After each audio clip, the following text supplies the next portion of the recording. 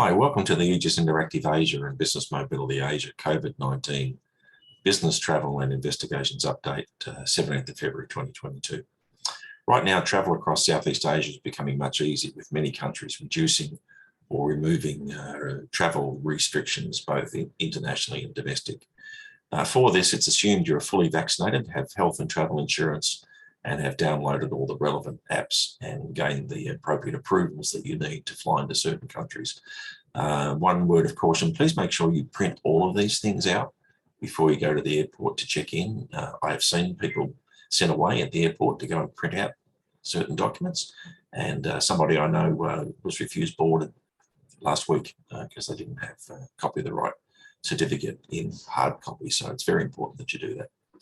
Looking at each of the countries, from the 21st of February in Singapore, normal visa rules will apply, although you do need to apply and register to get approval for your date of arrival through the Safe Travel site.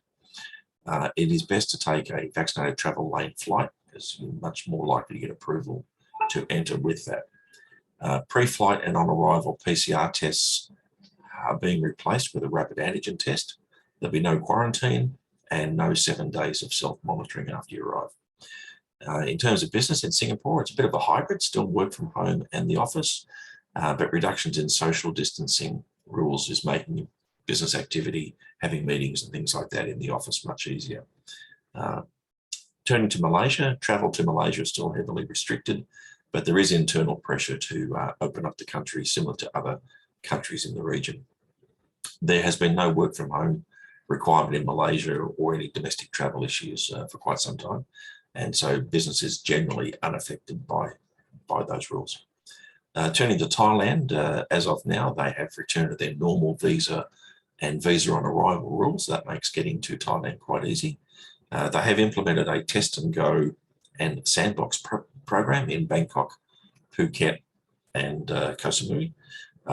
There's no actual quarantine attached to these, but there are some restrictions on movement and having to stay in a designated hotel while results of tests are being found.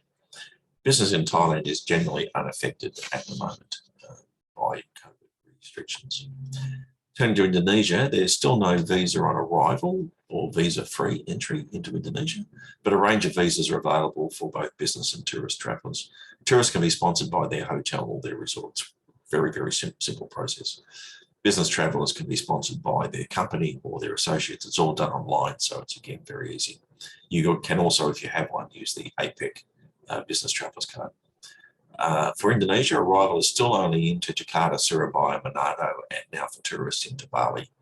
There is quarantine in Indonesia between 2 and 7 days at designated hotels, but there's likely to be no quarantine at all from mid-April based on statements made by the minister and other people from the government.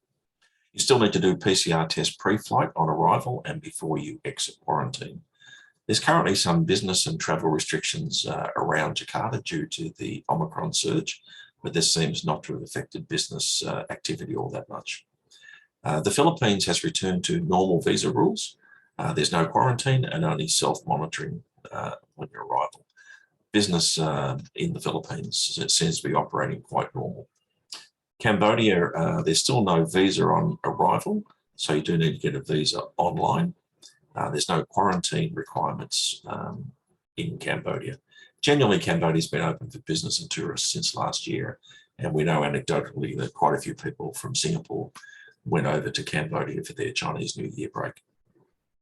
Turning to Vietnam, changes are proposed there from the 15th of March for full reopening for all foreign tourists and listing of nearly all restrictions. The proposal, which seems likely to go ahead, calls for a 1-day quarantine requirement for visitors plus negative tests before departure and on arrival. And we anticipate Vietnam will remove all these restrictions for business, but perhaps proceed with caution. Don't go making any plans just at this stage. Currently, business activity in Vietnam is somewhat impacted, but generally we've been able to service client needs there. Last but not least is Laos. There's still quite a bit of contradictory information about travel to Laos on different websites, including government ones. There is no visa on arrival and no e-visa, so you will need to apply at an embassy. There's no quarantine as such, when you arrive in Laos, according to what we saw. Just waiting at your hotel until your test results obtained. Finally, Myanmar, not really a place anyone is going to just at the moment. So from a business point of view, so far in 2022, it's been quite busy. And we've continued to be able to execute client work in Indonesia, China, and the Philippines without any significant difficulties. And as borders open up, we anticipate being able to get back into countries like Vietnam, Philippines, and Thailand to execute our client work there. So for quick updates, you can go and look at our website, businessmobilityasia.com. Just a bit of a ready reckoner, a traffic light, if you like, to see what's possible in each individual country, as far as we know it. And for any earlier updates, you can go to our website or to our YouTube channel. I'll be back in a week or two. Things are moving quickly out here, so as and when countries open up and things change, we'll give you another update. So stay well.